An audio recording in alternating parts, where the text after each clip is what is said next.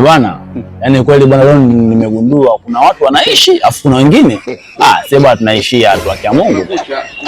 Juzi nimechelewa kurudi, nimekutana na mwanangu. Leo mwanangu mboga 7.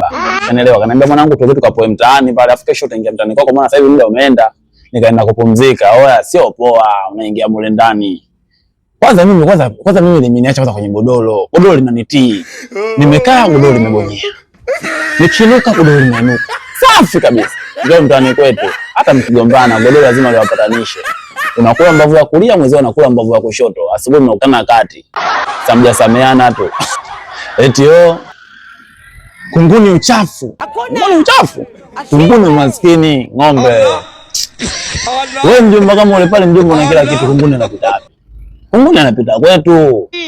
Huku kwetu sisi lazima tupige na kunguni. Eti uchafu hapo, msipata hela uone kama kunguni utakutana naye. Osha kuna dawa za kunguni Masaki.